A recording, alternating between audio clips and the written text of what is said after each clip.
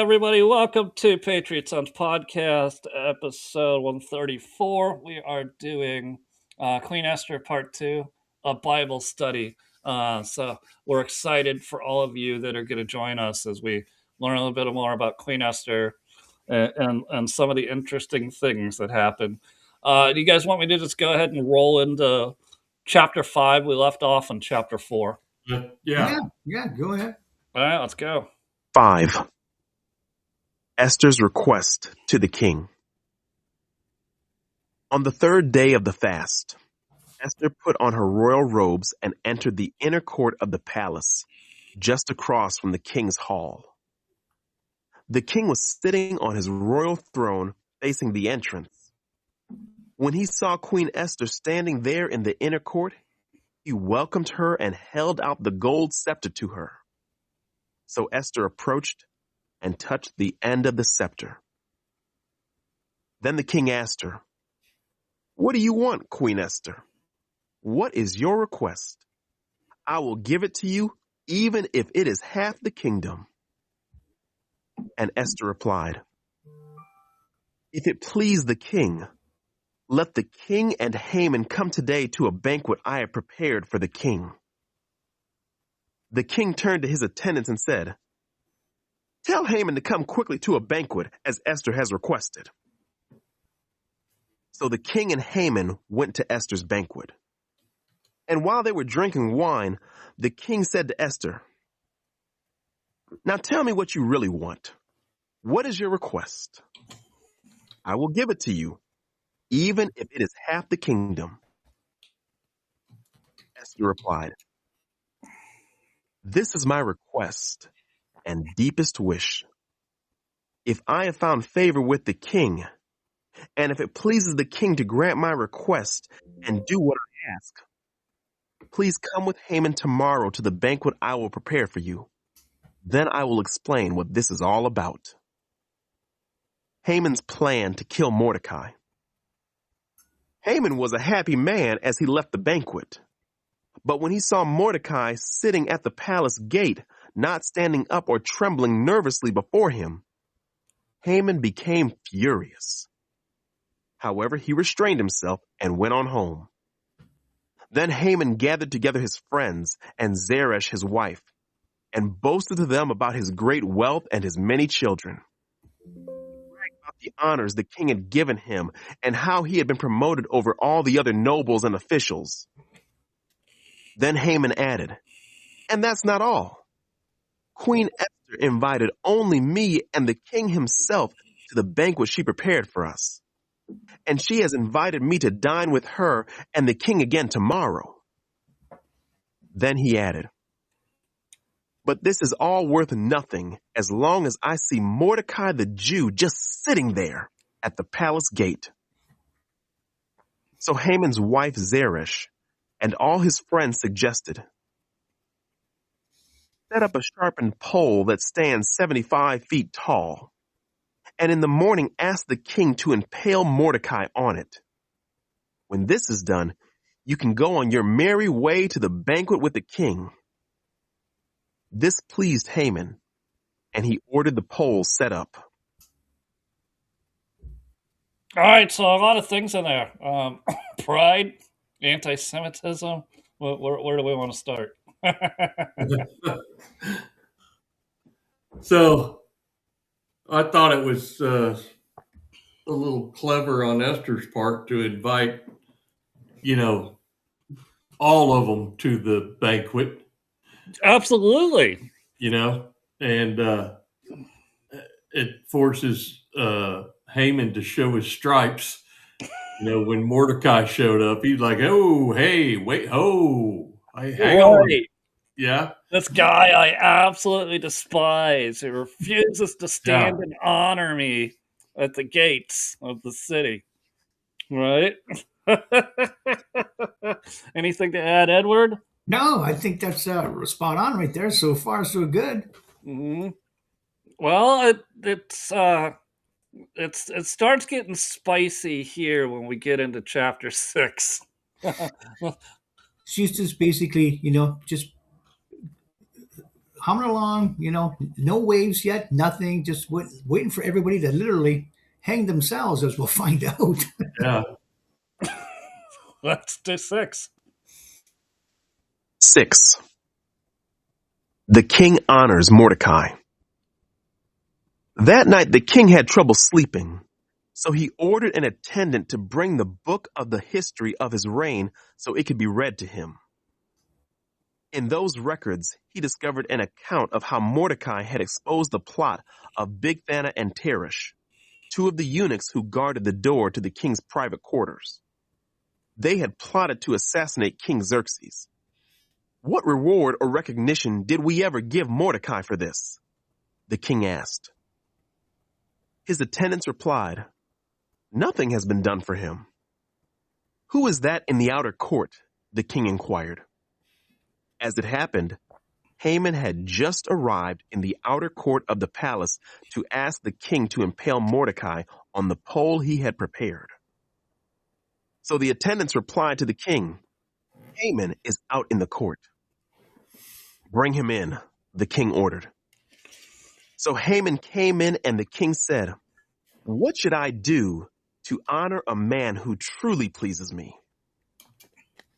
Haman thought to himself, Whom would the king wish to honor more than me?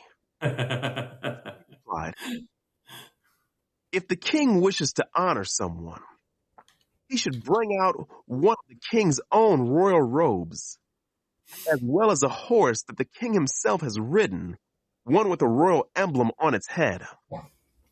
Let the robes and the horse be handed over to one of the king's most noble officials, and let him see that the man whom the king wishes to honor is dressed in the king's robes and led through the city square on the king's horse.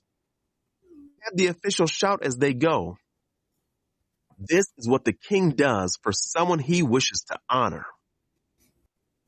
The king said to Haman, Quick, take the robes and my horse, and do just as you have said for Mordecai the Jew, who sits at the gate of the palace. Leave out nothing you have suggested. So Haman took the robes and put them on Mordecai, placed him on the king's own horse, and led him through the city square, shouting, This is what the king does for someone he wishes to honor. Afterward, Mordecai returned to the palace gate, but Haman hurried home dejected and completely humiliated. When Haman told his wife Zeresh and all his friends what had happened, his wise advisors and his wife said, Since Mordecai, this man who has humiliated you, is of Jewish birth, you will never succeed in your plans against him. It will be fatal to continue opposing him. While they were still talking, the king's eunuchs arrived and quickly took Haman to the banquet Esther had prepared. All right. How That didn't work out like you thought it would. humiliating. How humiliating. Oh, by the way, hi, Angry Vulcan. Good to see you. Yeah, how humiliating, right?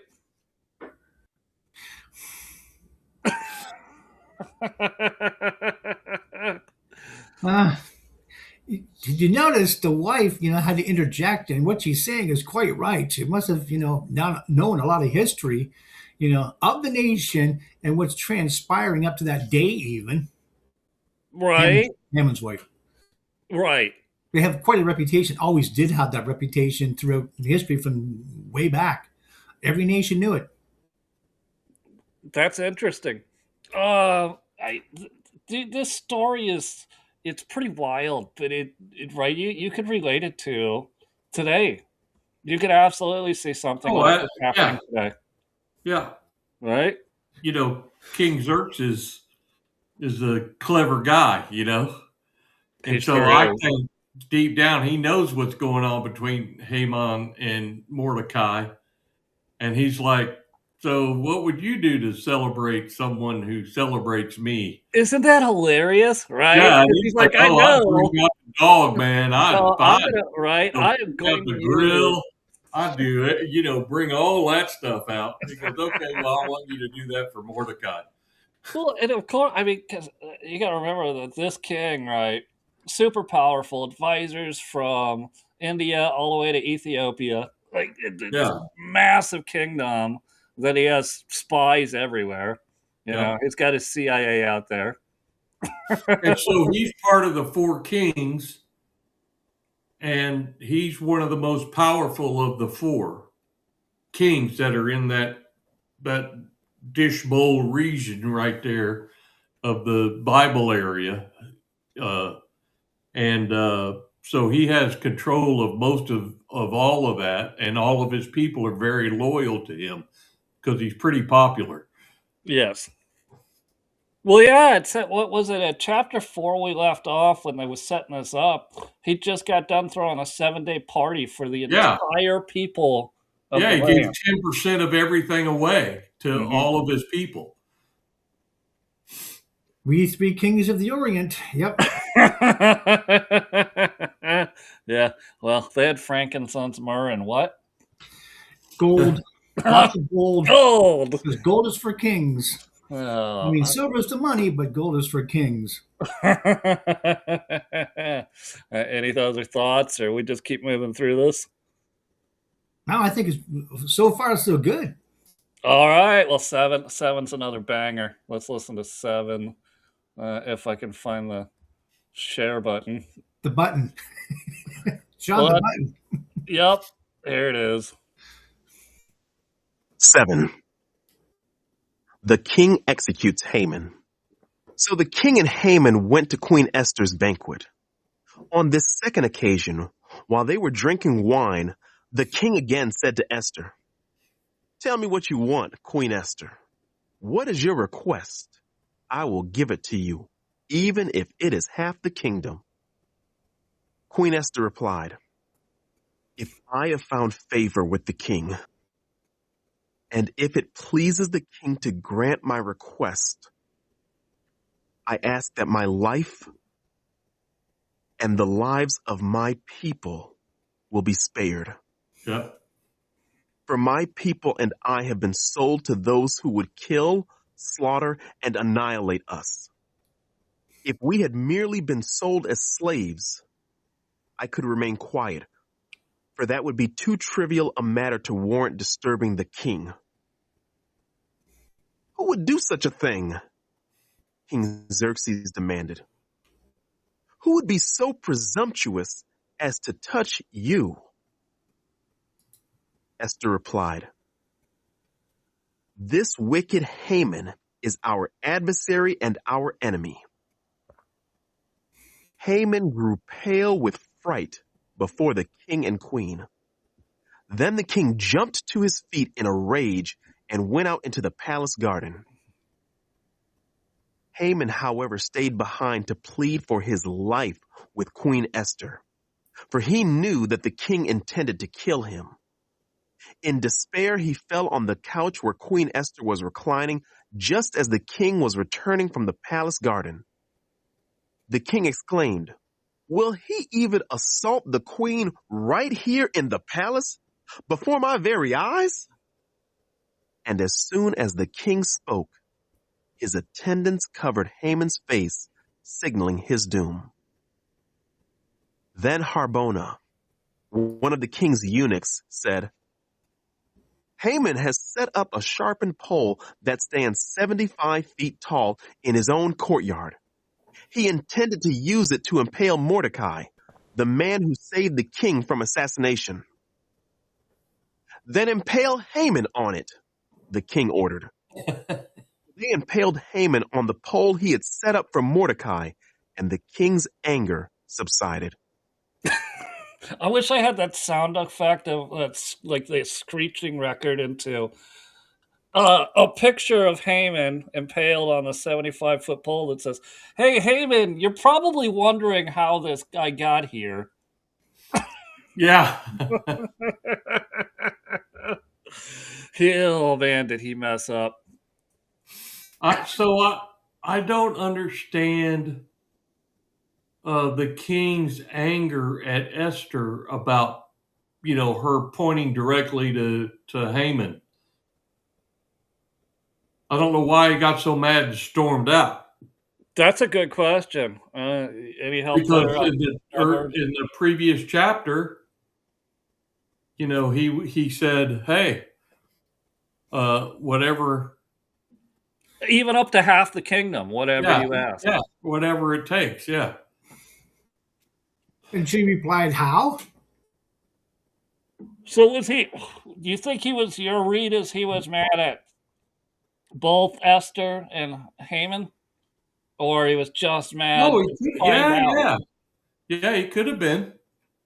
or he was just mad that he was just now finding out that Haman, right, was wanting to have his wife, the king's wife, and all of the Jews slaughtered. Yeah. Yeah, It's a No, I don't know, dude. I agree with that. So the surprise and everything that goes with that, yeah, very much so. Could it be a why didn't you tell me? I'm mad at you because you never told me. Why are you just now telling me, Paul? Yeah, I guess it could be. It caught him off guard, you mean? Yeah. Like, hey, well, Like I've offered you half the kingdom. yeah, And and you blurt out something like that. No, that could be. like you could have told me this yesterday at the first banquet. She don't Yeah. bother with such trivial matters. What? Oh, sure. No, just like any woman, though, they know how to set their man up for the pitch. Well, she did that. Well, it worked. Haman is now impaled on a 75-foot pointy post. Yeah. I thought he was hung on the gallows. I didn't remember the pointy post. It's been a long time since I read The it. pointy post is the gallows. Oh, It's the gallows. So, I guess being impaled, you're also being hung. oh, I guess I don't know. Yeah, that could very much be. Yeah, right. And that I guess that's just interpretation of the language. I do believe in King James it does say hung, but I think it's also impaled. So it's a combination somewhere thereof. It's gotta be. Still, the damage is done. Either way. It is. It is. Should we go a little farther? Yeah. All right. 8. A decree to help the Jews. On the same day, King Xerxes gave the property of Haman, the enemy of the Jews, to Queen Esther. Then Mordecai was brought before the king, for Esther had told the king how they were related. The king took off his signet ring, which he had taken back from Haman, and gave it to Mordecai. And Esther appointed Mordecai to be in charge of Haman's property. Then Esther went again before the king, falling down at his feet and begging him with tears to stop the evil plot devised by Haman the Agagite against the Jews. Again, the king held out the gold scepter to Esther. So she rose and stood before him. Esther said, "If it please the king, and if I have found favor with him, and if he thinks it is right, and if I am pleasing to him, let there be a decree that reverses the orders of Haman, son of Hammedatha the Agagite, who ordered that Jews throughout all the king's provinces should be destroyed. For how can I endure to see my people and my family slaughtered and destroyed?"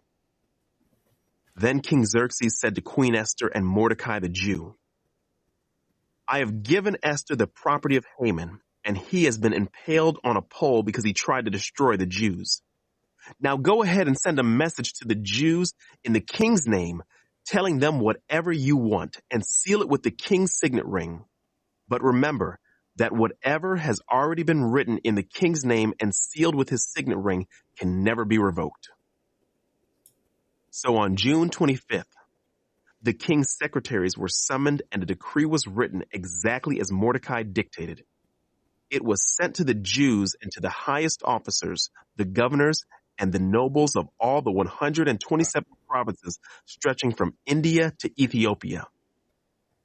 The decree was written in the scripts and languages of all the peoples of the empire, including that of the Jews.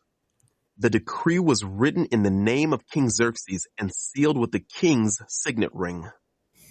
Mordecai sent the dispatches by swift messengers, who rode fast horses especially bred for the king's service.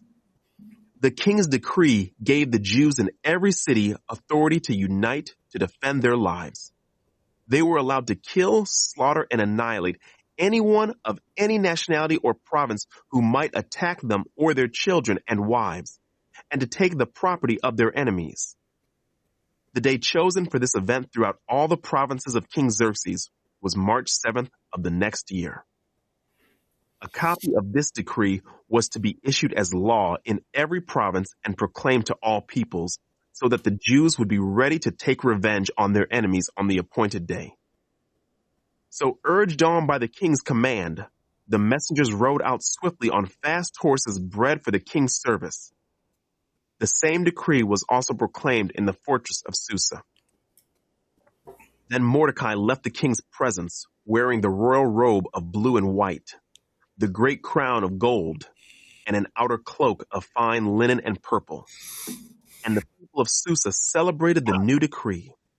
The Jews were filled with joy and gladness and were honored everywhere. In every province and city, wherever the king's decree arrived, the Jews rejoiced and had a great celebration and declared a public festival and holiday. And many of the people of the land became Jews themselves, for they. So Mordecai dressed up like the Chicago clubs in blue and white and said, I need a Minnesota Vikings robe in purple before he could ride off. Is that the way I understood that? He was given that from the king, though. He was. I'm relating the colors to modern day things. And there's other stories that we can refer to from the Old Testament where a Jew was second in command of the entire kingdom, like Joseph in Egypt, and other things we can look at too as well.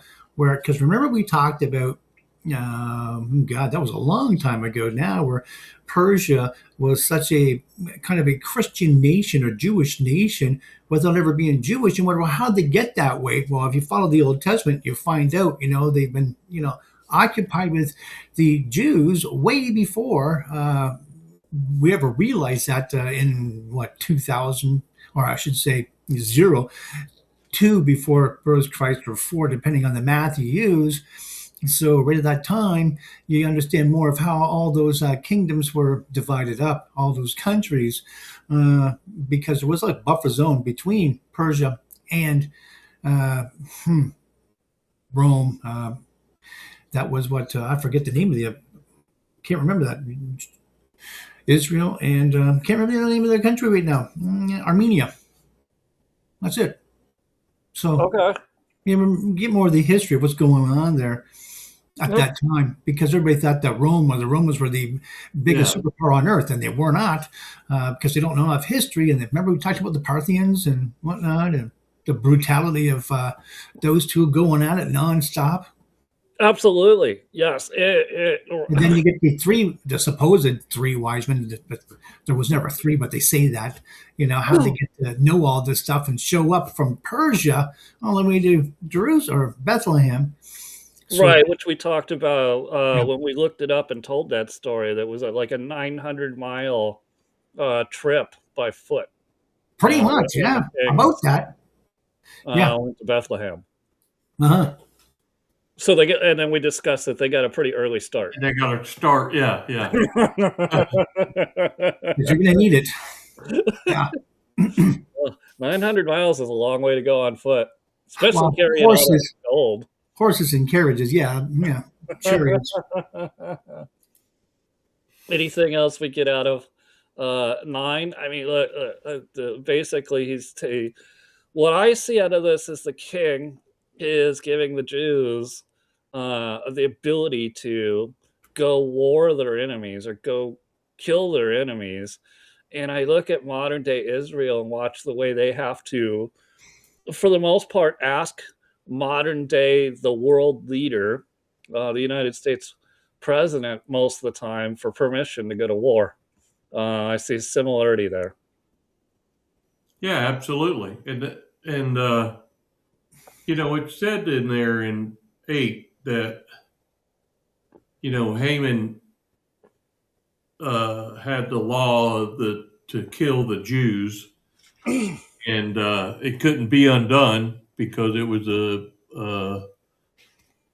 sealed by the king's authority. Right. Then the king gave Mordecai and Esther the ability to change that law, and they changed it to said the Jews would be able to defend themselves, which is what they're doing to this very day. Yeah, pretty much. Still are, right? Not the same Jews, but yes, they're pretty close. You're right. I just see the similarities are uncanny, though. I know. Oh, yeah.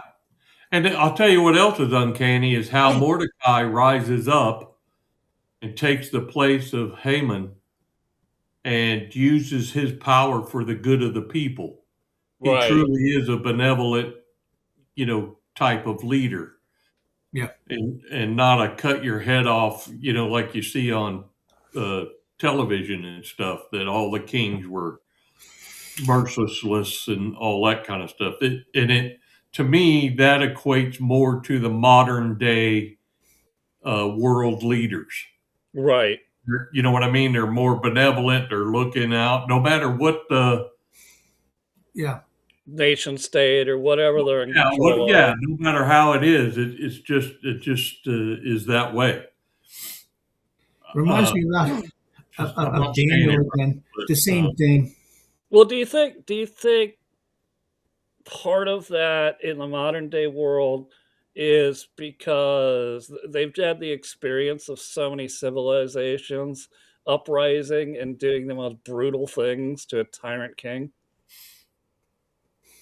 And going, well, I really don't want to go out like that guy went out.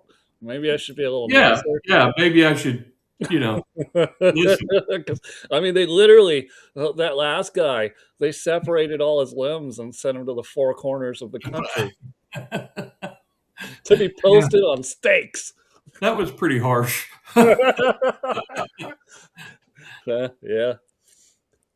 Well, I know we said we were only do 5 through 8. You guys want to? We still got lots of time. You just want to keep digging through Esther?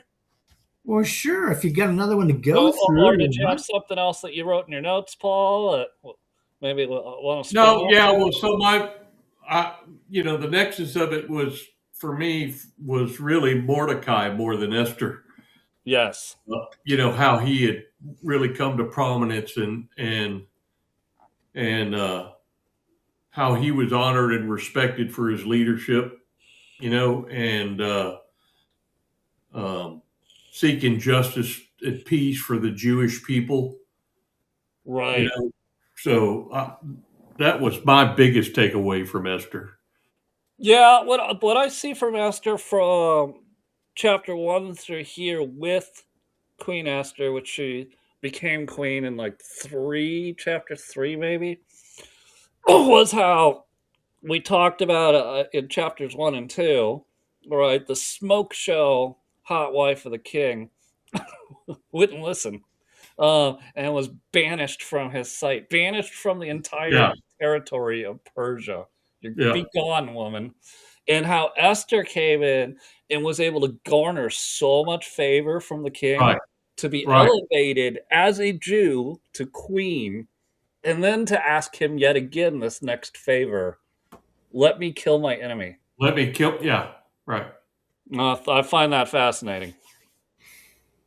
That's a good point. Yeah. And I don't know, if you look at it, some of the other things I was reading, Paul, was like when Esther entered the king's court, that would have been forbidden by law. And the king made it okay by reaching out his scepter to her. Yeah. That she Yeah. could have been killed just for entering the king's private court. Yeah. I think it's also important to remember and think of, how Esther remembered her submissive role through the whole thing. And that was the very thing that was missing from the first queen. Right. And submissive just means really follow a set order of things, as was described, in Genesis, even, when our father says to Adam, you will do this will be the head of the household, and the woman will submit to her husband, and blah, blah, blah. And of course, the serpent was going to have its punishment. So the whole set order of things are already laid out, but the women just do not want to follow that submissive order or order of things that our father set out. So actually, it's not really Christianity that are following at that point. It's all self, all Haman, and you read that through every book of the Bible where the order of things is overlooked. I don't care. It's just a king who is eating me. I am woman, hear me roar. That attitude from Satan coming back out again. I shall be like gods and no one can stop me. And then Esther shows up. Nope, she follows the set order of things, knows her place, and the king, of course, respects that because she's following and doing exactly what she's supposed to be doing to begin with. And so look at the blessings, of course, that she garners because of that righteous attitude or rightfulness attitude. I just had to point that out. That's that's a great point, and to That try is a to great put it point. into modern day slang, she's a trad wife who makes the best good one. sandwiches. Yeah, good word, good term. 2 days in a row, she made sandwiches for the Sammys for the king. Hey, Sammy's for the king. It's really amazing when you, how the way history just rhymes. It doesn't change. Yeah. It doesn't change. And as conservative wives and or conservative men, right? We all want an Esther as our wife, not the first one who would not listen. When I said, "Come here, beautiful wife. I want to show off your beauty to my friends," and she's like, "I'm busy." Yeah. There's a sense of pride that goes with, I think, more women than men. And I think that, when it's more than just you and you're looking after people, lots of people in this case, for their well-being, and not just you all the time, it puts things back in perspective that this whole world's not about you and this whole kingdom's not about you. But again, that's just where some of that prideful behavior leads us to. And again, like I say, we just read that same thing over and over again. I get the feeling that Esther, if she knew where the king lost his remote control, she would put it back on his the table next to his throne. Sire, here. You're looking for that. Well, all right, we got plenty of time. You guys want to go farther? Because we can go farther. We're going to go ahead and do another chapter. If you got one up, ready to go, yes, let's hear it. I have got... Well, I'd like to say, if we're going to do in order, Job is suffering. And I think I would like to do that on its own, Yeah. Because there's a lot to uncover. Even just the very first chapter of how it's even introduced, there's so much to know about Satan and the angels to begin with. That alone is a lot to break down. So oh my goodness. Okay. Because there's something that there's got to be some intervention from higher powers, because no man could know that. So it just shows the reality of the whole situation that we could never foresee or see in a real life situation, except the beginning of that chapter and what happens. So are you talking about doing a book of Job next as in a series, or are you saying that, because I don't think I've gotten into 10 yet of Esther, does the book of Esther start talking about Job in 10? No, there's it doesn't tie together. It's just think of the comparison of women. Anyways. All right, I will put the book of Steve Jobs as our next thing once we finish the book of Esther. No problem. Okay.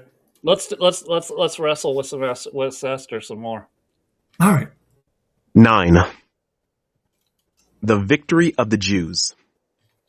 So on March 7th, the 2 decrees of the king were put into effect.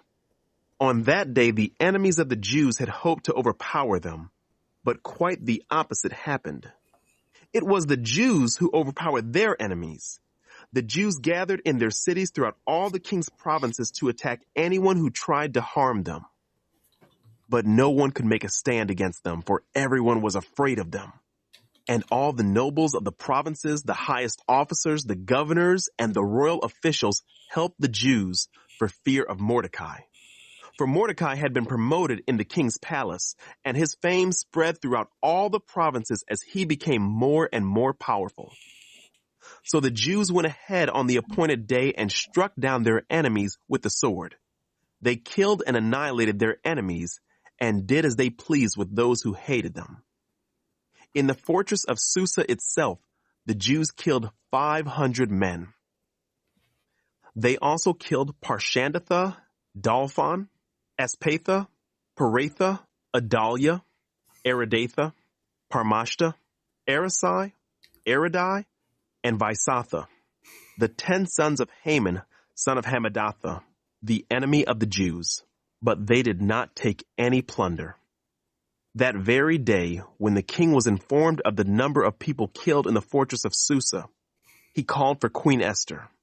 He said, "The Jews have killed 500 men in the fortress of Susa alone, as well as Haman's 10 sons. If they have done that here, what has happened in the rest of the provinces? But now, what more do you want? It will be granted to you. Tell me, and I will do it." Esther responded, "If it please the king, give the Jews in Susa permission to do again tomorrow as they have done today, and let the bodies of Haman's 10 sons be impaled on a pole." So the king agreed, and the decree was announced in Susa, and they impaled the bodies of Haman's 10 sons.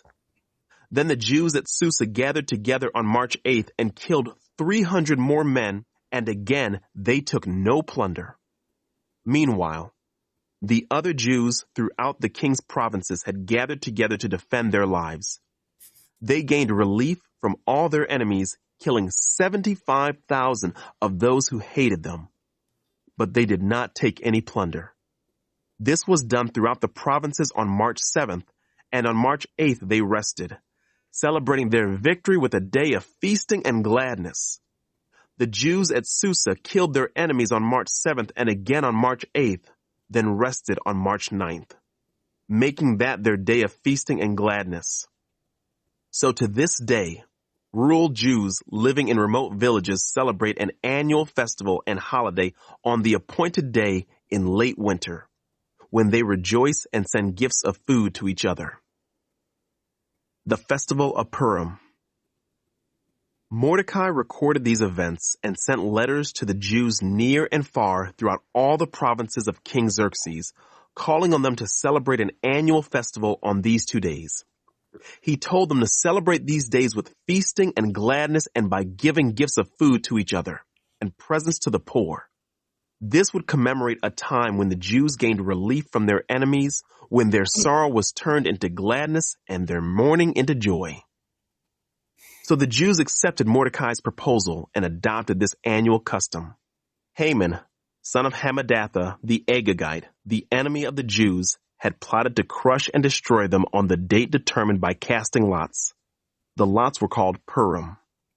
But when Esther came before the king, he issued a decree causing Haman's evil plot to backfire, and Haman and his sons were impaled on a sharpened pole. That is why this celebration is called Purim, because it is the ancient word for casting lots. So because of Mordecai's letter, and because of what they had experienced, the Jews throughout the realm agreed to inaugurate this tradition and to pass it on to their descendants and to all who became Jews. They declared they would never fail to celebrate these 2 prescribed days at the appointed time each year. These days would be remembered and kept from generation to generation and celebrated by every family throughout the provinces and cities of the empire. This festival of Purim would never cease to be celebrated among the Jews, nor would the memory of what happened ever die out among their descendants. Then Queen Esther, the daughter of Abihail, along with Mordecai the Jew, wrote another letter putting the queen's full authority behind Mordecai's letter to establish the festival of Purim. Letters wishing peace and security were sent to the Jews throughout the 127 provinces of the empire of Xerxes. These letters established the festival of Purim, an annual celebration of these days at the appointed time decreed by both Mordecai the Jew and Queen Esther. The people decided to observe this festival just as they had decided for themselves and their descendants to establish the times of fasting and mourning. So the command of Esther confirmed the practices of Purim, and it was all written down in the records. All right, my first thought is all the Jewish holidays that I've never understood are explained in the Old Testament. And maybe I need to focus more on the Old Testament again and learn a little more. Mhm. Yeah. Yeah, we're doing Genesis at church in our men's group right now. How's that going? It's going really good. Yeah, really Oh, well. I will tell you, I remember the first time going through Genesis, and when it gets to the genealogy, I'm like trying to read all these names, and I'm just drooling. I'm like, what? I don't. Why? Why do I need to know who all these people are? You don't right now, but later on You- you will, and you can always backtrack. But at the first, you just skip over them because until you get the questions, you don't need to know that until you start questioning that. Then you can go back and think, that's why I need to know that. But you don't right away, and so most people just stop reading because they go, I'm never going to I'll never remember. You don't need to at this point, but they don't understand that. So, which brings to my next point. You got to wonder how they made it through school. If they, would stop when they got stuck on something, just ignore it for now and come back to it later. Like everything in life, but you just can't stop and just throw it in the garbage and give up on it. That's you can't learn. Well, it's like I said, how do these people make it through school with that attitude? I don't know, but yeah, that's Well, and that's a great point. I remember I was public school educated in America, and one of the things that our teachers always told us when, say, we had a 100-question test, if you don't know the answer to a question right away, skip it. Come back later. Yep, it'll make sense then. Yep. So I did. I skipped all of that section of all of the names and the genealogy in the book of Genesis, and have gone back to it later. But you know what? I remember the very first time. So I didn't start really going to church until I was about 14. I was at the Baptist church. I chose to be baptized at 16. So I didn't have early Sunday school. And I was just when I started going, I was like, well, I might as well check this thing out, man. My dad gave me my own Bible. And I remember I was like, well, I'll just start at Genesis. It's the first book. Yeah. But I also distinctly remember getting to the genealogy part and going, what in the world? Why would I ever need to know any of this? That comes up again in the book of Numbers when they're required to do I forget what you call that now, a census of the people, and it names every tribe and how many people are in every tribe, the numbers of them all. And I'm thinking, why do we have to know all this? But then it makes sense when you get to realize, when you get to the end of the Old Testament, and you go back, with the questions you have, and you realize that the coming of Christ was already talked about and pointed towards. When you look at the cross that was formed, in the middle of nowhere, when the king looked over the mountaintop, you could see at nighttime a burning, flaming cross with all the torches being lit at night, because of the, positioning of the different tribes. It formed a perfect cross, and so you just know when you get, I guess, to the end, you get to have all these questions. You can go back and figure out that's why it was all that. And now we know why these tribes were set up the way they were, and the numbers of each were recorded, and what they looked like. And this is exactly what, it all pointed towards the cross way back in So does the first couple sentences of the Bible, but you don't know that until you understand, you get God's name and what it means in Hebrew with the symbols and whatnot. You don't know that it meant, hands nailed on the cross type of thing. You don't know that until you get to, well, the New Testament even, where it all started from, because we just don't know enough. But the more we read it, well, then again, like I say, you got to skip through the parts you don't understand, and that's why I started with the small books of the Bible. When I was a kid, our cousin, because he was a minister, would always, tell us to, have little games in Sunday school, and all the kids would read as many books and, get a little mark on the wall type of thing, and I just did all the small books first because I thought, it was faster and easier. Give me more stars. That's right. So that's how I started on the Bible. I didn't even start at the very beginning, but anyways, that's okay. I just to finish my sidebar. I thought, well, why not just start at the beginning? But at the same time, in adult church, because we did all the teens would go to teen Bible study, and then we'd join adult church. And that year, it was the year the pastor was doing a year-long review of the book of Revelations. And I was just flabbergasted by the magical power that God is going to unleash on the earth. I was like, holy crap! Holy crap! I know. Right now, we're living under Satan's vengeance against humans. Wait till God takes his stab at it, as he did, in the people leaving Egypt. Just wait till those days occur. But yeah, no one really wants to talk about that right now. Any war scene you've ever seen created by man is going to be nothing compared to the people left behind. In Revelations. Yeah. You couldn't write a movie that good. No, although twice it's been tried. Yep. They were okay movies. I don't think they do the book justice though at all. No. Right? What was the first one that came out? You mean the Ten Commandments? The Risen? Oh, you mean those? Yeah. I don't remember. Where all of a sudden the Christians just disappear, cars go crashing into things because there's no humans left in cars because they were risen. I can't remember the name of that now, but yeah, still can't think of it. All right, so let's get back to Old Testament. We're impaling an entire man's family. You're thinking of James Cameron's movies. Because that's just what we do. We impale all the sons of our enemies. God, that reminds me of how brutal the British were. Never mind. 10.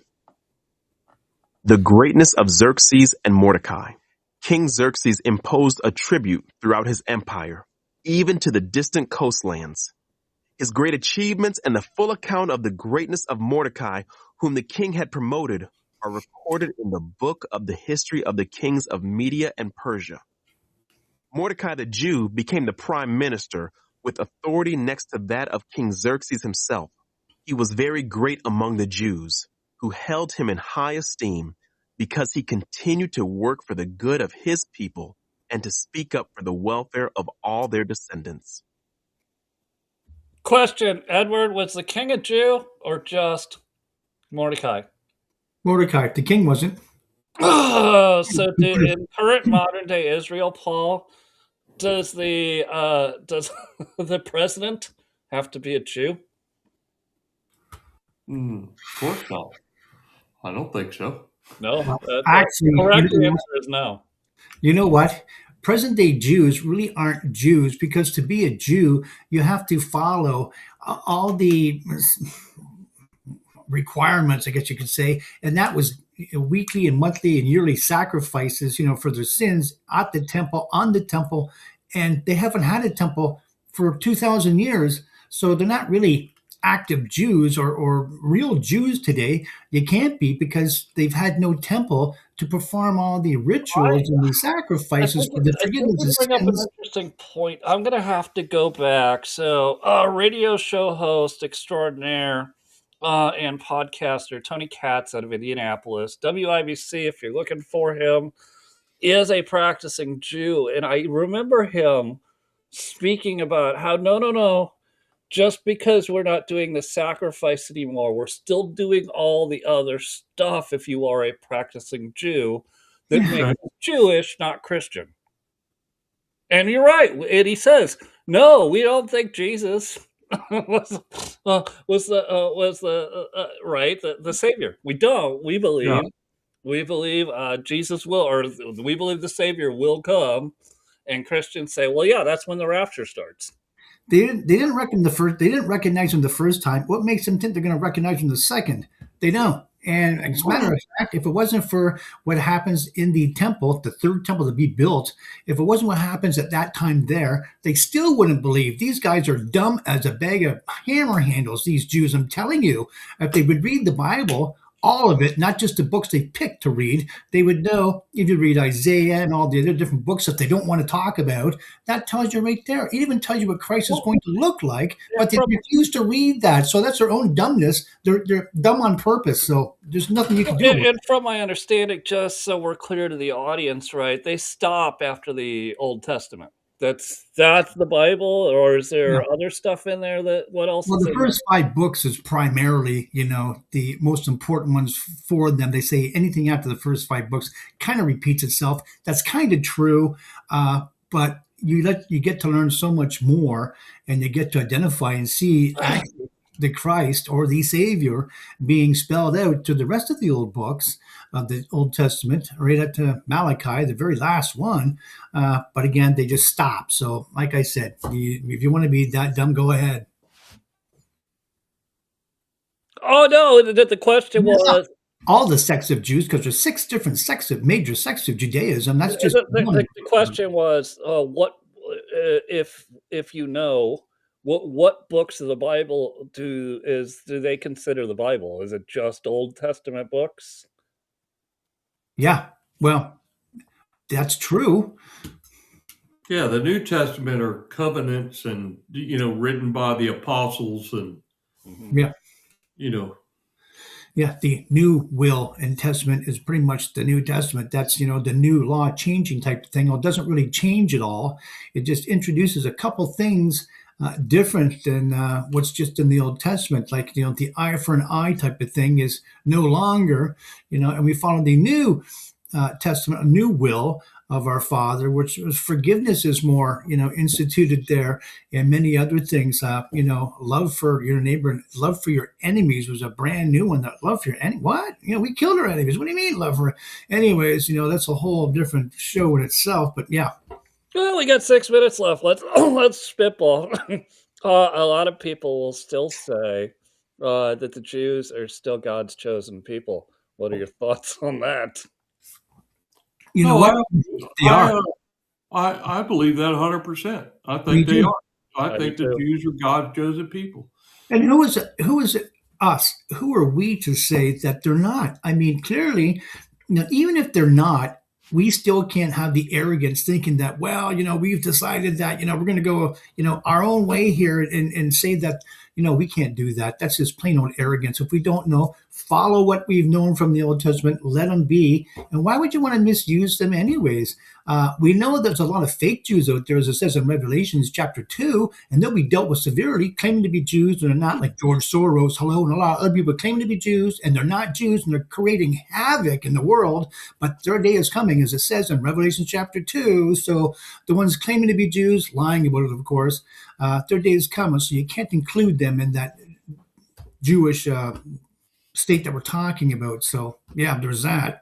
So yeah, I still think they're God's chosen people, and I don't want to abuse or use them anyway. So let them be as they are, and they are a nation. And there is no Palestine. We've talked about that a lot. So, Oh, there's never been a Palestine, Oh yeah. which is funny. and who is it? The people to divide up Israel? That's God's, laid out district. And for some guy to say, "Nah, who's God? Who cares?" And follow this Allah bimbo guy they're worshiping. These.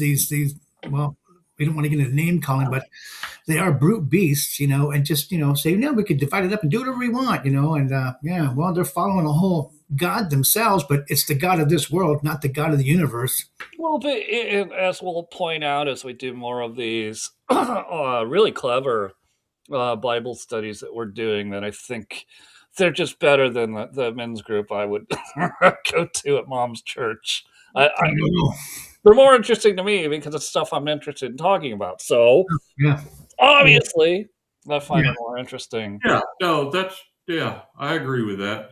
And not saying that the Bible study, your church is the men's group is bad. You're absolutely, if you attend church, you are far better off at being more successful in the church if you join a small group. Yeah. I've And they're experienced fun. this in my own personal life. Just going to the mega service, not really meeting anybody except the guy you shake your hand to the left, shake your hand to the right. You really didn't meet him. Join a small group. That's the top recommendation I could give you if you're attending church in a physical building as opposed to doing an online Bible study like this. Yeah, yeah, The beauty of online Bible study is we could directly pick the topic we want to study and talk about.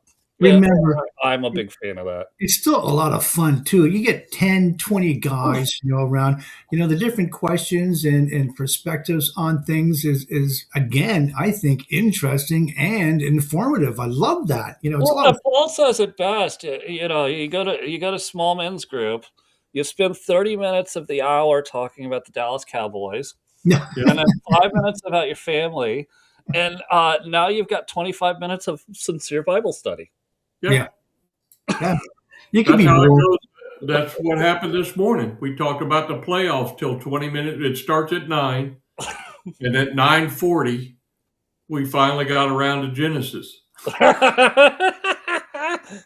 Right. Conversely, though, because I used to go to the ones not just in the morning but also at nighttime, we could be there depending on how interesting they get. You could be there for 3 or 4 hours because people are just nonstop because it's a very interesting subject, and it could go that long too. So it just depends on how entertaining the whole thing is with just the importance of the questions, and some of them are right out there and thinking, wow, you got all that from that. So yeah, it's just incredible. But yeah, I always joke. One of my cousin's family is a lineage of, I want to say, Lutheran. But so the father was a pastor. The youngest son is a pastor or minister or reverend or whatever they call them in that. And even though the oldest son is a school teacher, he's a devout. And he said what him and his dad started was a brass band as a men's group. Oh, And so every Sunday evening, they'd gather at church, have a couple of beers, pray, and then play jazz music on brass instruments, trombones, trumpets, tubas, things like that. oh, very And good. he's like, they would brag. They're like, "This is the coolest freaking thing ever." we're just drinking a couple of beers with our buddies. We all stop at 2 so we could get home. We rehearse some great music, and every once in a while on Sunday morning they'll let us come in and play a sweet brass jazz tune Yeah, for the congregation. That's our fellowship men's is group. That's fellowship, what we dude. do, Yeah, right? Still yeah, good. Either way, fellowship. you got to remember the church and the community centers were pretty much the center of every society, every town, and we've gotten away from that. But yeah, that's where we knew everybody. But yeah, that's no longer the norm. So Religion is political, and people will try to pick you off from your religion because of their politics. Um, yeah, I think we've explained. I don't want to get too political on no, this show, but we've I done think that we've already. explained in great detail how churches are separated because I think I can Lutheran harder than you. So I'm going to start the second Lutheran church, Yeah, or the first Revised Baptist church, or the Yeah, so First Methodist, Second Methodist, Third yes. Methodist. Yeah, Third Methodist Reformed, associated, yeah, Reformed. removed from the third power. Yeah, I get that. Yeah, it's yeah. true. All right, Come on. everybody, I had a great time. Let's close this one out. I will work on Job for you, Paul. Thank you, everybody, for joining. If you have questions, the Rumble, YouTube, or X chat will remain open on these things forever. Drop your Yep. questions. I'll get a notification on my phone. I can send it to the group and we'll try to get you an answer. Let's close it out, everybody. Have an awesome night.